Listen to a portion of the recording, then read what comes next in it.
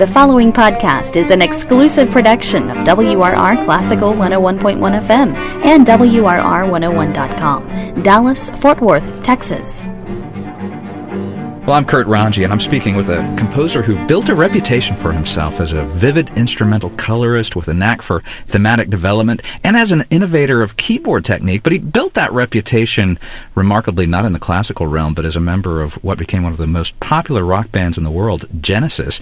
Now with his second dedicated album of orchestral music just released on the Naxos label, I'm pleased to welcome Tony Banks. Hello. Hello. Hey, what part of England are we talking to you from?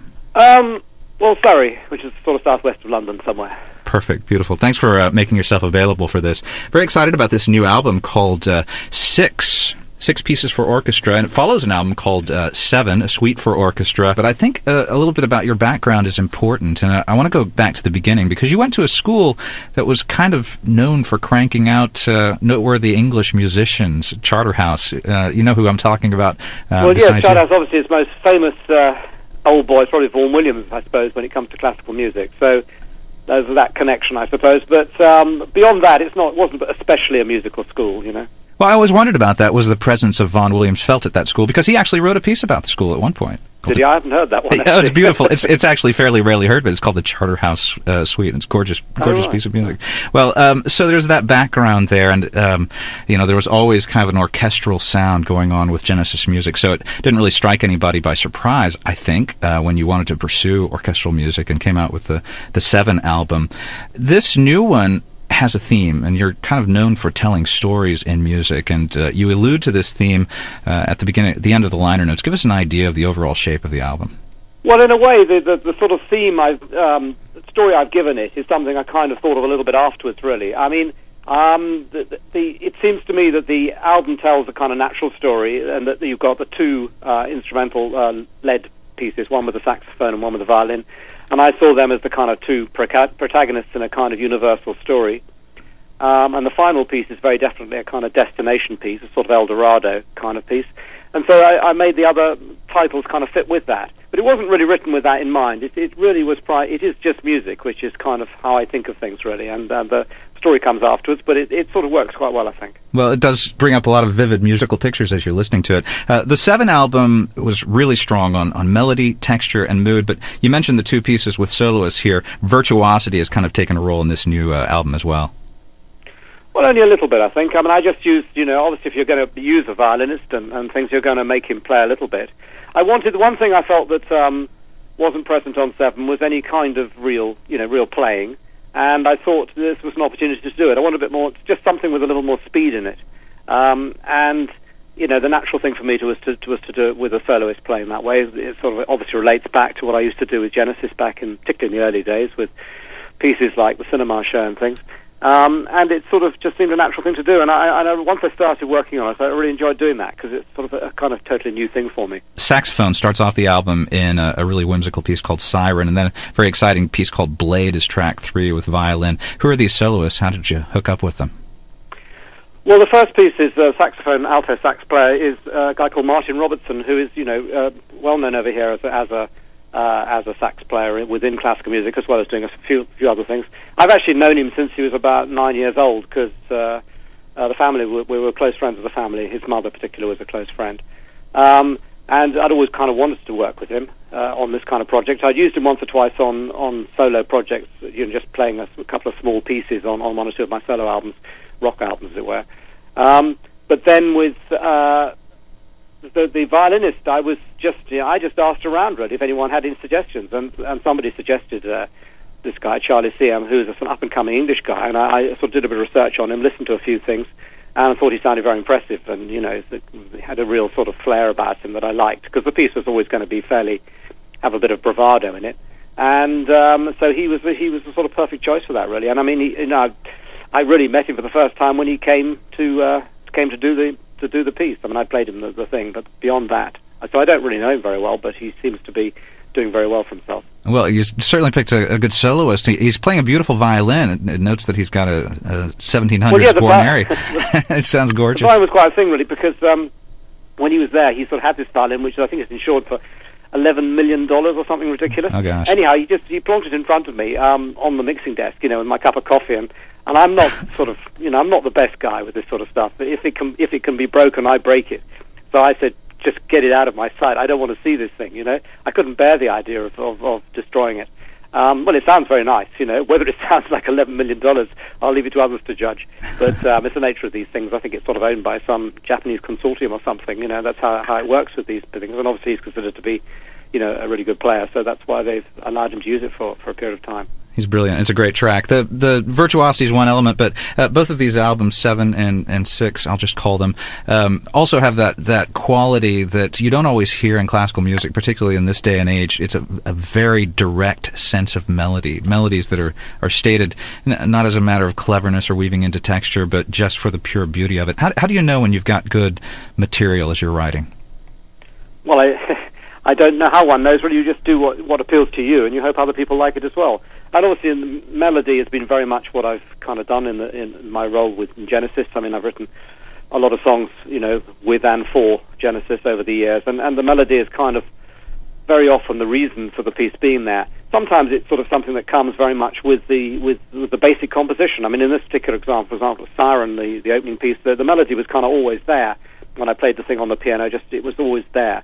Whereas with the violin piece, it was much more something I had a kind of the back cloth. I wrote the back cloth before I wrote really any of the notes of the actual solo, and I kind of just improvised on top of what I'd done, and sort of ideas came, and I could use bits and pieces which I liked and things, which is kind of how I did a lot of the old Genesis sort of solos, things like Cinema Show or Supper's Ready and stuff, which is, a way I quite like working, because it gives you a chance to sort of try out different melodies within the sort of one situation. This isn't your first approach to writing for orchestra. You've dealt with film music before. I sense there was maybe a little bit of dissatisfaction with the process of writing music for film.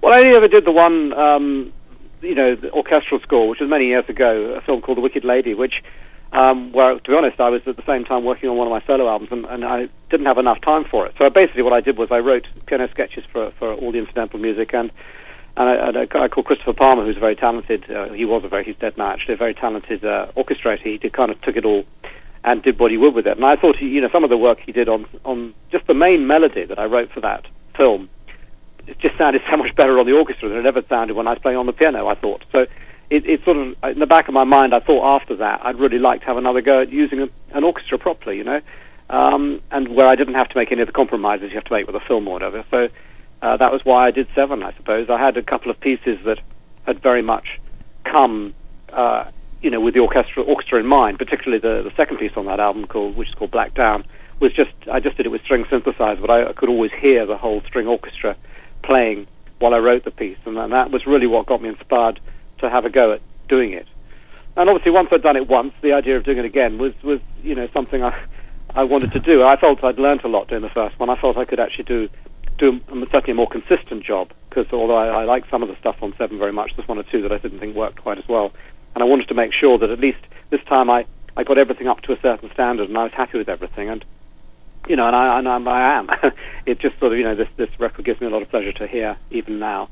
And as you say, it's got the 2 solo tracks, makes it a little bit different. And the other pieces, perhaps more like the ones on 7, but I think they kind of, for me, they're much more satisfying. Well, I think also it has that dramatic arc to it. Even though you say it may be after the fact, you are known sort of for musical storytelling, and I think that'll be attractive to a lot of people. Well, I think what I write tends to conjure up images, that's how a lot of people say, film music and stuff like that, but, and I haven't really done as much film music as I'd like to do, really. I can't really find people who let me loose on their films. I do visualize, I suppose, something, but I don't tend to visualize very specific, in a very abstract way. I tend to do it. And it's afterwards I hear it and people say this and that, and this reminds me of this and this reminds me of that. I have to be careful with the titles I do give them, that they don't sort of conflict with whatever it is that people see naturally.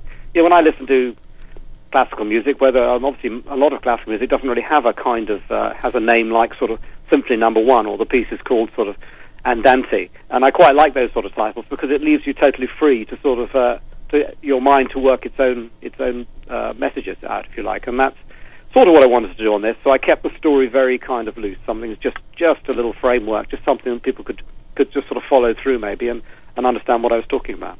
Well, as I mentioned before, that orchestral sound was very much of a part of the Genesis texture, and some writers have called Genesis a symphonic rock band, so it seems you've reveled in the sound of the orchestra since a young age. But I actually wonder, after these two orchestral albums, are there other classical forms that you'd find attractive to pursue, chamber music or anything like that? Well, I've thought about it, really. Particularly, I mean, the idea of sort of the string quartet and the other classic sort of smaller formats, I mean, if nothing else, because they have been awful lot quicker to do, and cheaper as well, because obviously these things do cost a lot of money to do, and you've got no hope of making the money back on them or anything. It's just you do them. I do them for love, really. And you could just, and I do love string quartets, so that would be an area to go in. And also, obviously, there's the choral areas, another area that could be thought of. I'm not quite so sure whether I'm someone who's right for sort of doing solo vocal pieces, if you like, in the classical world. It's not my favourite area. But on the other hand, the other area, of course, I suppose, is musicals. It's something I've never tried, but it would be quite fun to do. You kind of, but I mean, it's like all these things. You get the opportunity, you get someone else who thinks it's that I can do it or wants to work, and then one can have a go, really. But principally, when I'm at home and just playing around, the things that come to me are like what you hear on these records, really. And I kind of occasionally I get a real urge for a few drums and all the rest of it, which of course got pretty satisfied by the Genesis tour we did about 3 or 4 or 5 years ago, and now I suppose it is 4 years, I don't know. And I had with 2 drummers behind me for a year. I kind of got the drumming out of my system again for a little bit. But I mean, there is something about the directness of rock music that really appeals to me, But then on the other hand, I do like to be expansive and allow my sort of imagination to go where it will, which I get much more of a chance to do on these kind of records. Well, while you're in the classical world, though, as it were, at one time there might have been some resistance from the the classical establishment to an intrusion from the popular music realm. Is that still the case? Are you feeling welcome? I think it is still the case, yes, but it's not as bad as it was. I think when I did 7, it was definitely still quite big. I mean, in this over here at the moment, we've got a few people who sort of, I mean, obviously. Robin Gibbs, Titanic thing is doing well over here. Anthony Hopkins has just done a classical album, which is sort of unlikely, but anyhow. So, I mean, I think it's sort of happening. We have a station over here, a national station called Classic FM, which will play kind of, a slightly more, will play people like me, if you like. We still have the sort of the traditional station here, Radio 3, which won't touch people like me with a barge pole, just because of who I am. It doesn't matter. I don't even listen to the music.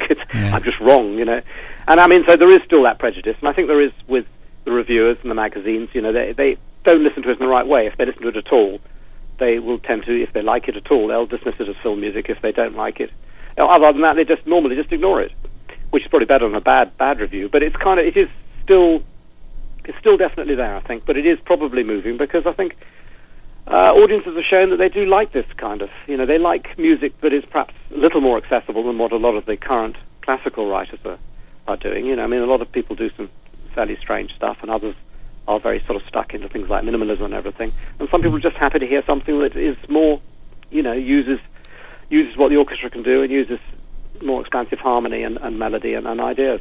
Well, now with these 2 albums and I guess some of your soundtrack stuff as well, we're looking at over 2 hours of orchestral music you've got in the can. Is there a possibility of hearing these live in the concert hall sometime in the future? Well, I've thought about it quite a bit. It's something I'd quite like to do, and we are sort of looking towards doing it. It's just a matter of, it's another machine to get on the road. It takes quite a. I mean, for me to do these records is quite difficult. Classical records. I mean, I said I've got to raise all the finance, I've got to organise all the people. I mean, and a lot of it comes back to me. I mean, I've got people who help me, but it is, it seems to me, in the end, it all comes down to me. And with the live, it would be a kind of similar thing. And you've really got to have people you can trust, and orchestras. I mean, what I would really love is an orchestra to come to me and say, "Can we do it?" It takes away some of the onus, as it were, on it. But that hasn't really happened yet, and I probably may have to wait a long time for that. So, it's certainly possible that it's something I'd like to do, and I might tentatively try and do it over here, either here or somewhere in Europe, and just sort of see how it goes and see what the feeling is, really. I think it would be very exciting, particularly the 6th, I think, particularly because of the way that it ends is very dramatic. Would be quite an exciting piece to do on stage. And as you say, I've got the other pieces, and I could always do an arrangement or two of some other things I've done or been involved with, to fit in there. So it's certainly something I'd like to do, and I think if you do a thing live, also people it becomes more real in a way. People sort of take it more as a sort of a finished piece, rather than perhaps a record is always a record, and not quite so quite such a complete thing. As recordings, though, both of these are beautiful sounding CDs. The orchestrations are gorgeous. I know you've got at least two people who seem to have been important collaborators. Your conductor, Paul Englishby, who also did some arranging. And also I noticed Nick Davis, who's done a lot of, been a long-time producer for Genesis, stepping into the classical world as well. Is this a familiar bit of territory for him? Well, Nick is he's an incredibly talented sort of producer engineer, so he's done other things. He's done other orchestral pieces as well. But I mean, he's a great friend, and he's a fan of what I do. So he's a very natural person to use. And in all honesty, he's probably the only thing I really carried between these two albums. Not that I had any problem with the people I used on Seven. I just thought, well, let's use different people, Yeah. And I think Paul Englishby, who worked as the conductor and as the arranger, helped me with the arrangements on this. He's a very talented chap. He's sort of up and coming. He's done quite a lot of film work himself and everything, and just had he was very good at just sort of. We had a great relationship, I think. I mean, even if we disagreed or something I didn't like, I mean, I could do. In the end, we always got there. We had a few moments. There always are a few moments, really. I tried to protect, a few chords that kind of seemed to sort of suddenly be slipping away from me. It's just, the great thing about the musical world, and I've worked with hundreds of different people, it's just great fun, because different people add different things. And I've worked with lots of, fantastic musicians and drummers, like Steve Gadd and Vinnie Colaiuta and John Robinson, people like this. And these sort of people kind of, they give you something that you don't realize yourself sometimes, and the combination gives you something new, and that's just the same on these records, really. Yeah, I guess for the solitary classical composer, it's still all about collaboration, Well, I mean, the solitary. Well, I mean, obviously these guys, the great masters, as it were, presumably just did it on their own. I think the problem is that I've spent, most of my life in the rock world, so I understand how to orchestrate for a rock group very well. I have no problems with knowing what to do, but it just gets more difficult with I just didn't really have the confidence to do it totally myself. I mean, I probably could, but it would just, I don't think it would be as good, because I don't really understand all the things an orchestra can do. I mean, I can, obviously the ranges of the instruments and various orchestral colors I can sort of work out, but it is, everyone has other experiences, and there's a few things that this guy did, that Paul did, as did Simon Hale on the previous one, that just would never have occurred to me, and I think they very much enhanced what I was trying to do. So I don't think one should ever be frightened to have collaborators and helpers, because, I mean, nobody is good at everything. And so you just try and sort of make certain you do, and you control as much as you can of the area you feel that you can cope with, and get other people to help you with the other things. Well, you've created two beautiful discs here, and we're so glad you did. And I see 7, 6. I'm hoping it goes 5, 4, 3, 2, 1, because that 1 sounds pretty ambitious indeed. We're all I'm looking forward to 0. No, well, I mean, I may stop this sequence downwards after this, because it doesn't matter. I just thought it was funny. It just happened to be 6 pieces on this, so I thought I wanted to call it just 6, but the Naxos wanted something more than that, so we called it 6 pieces for orchestra, but with 6 in bigger letters.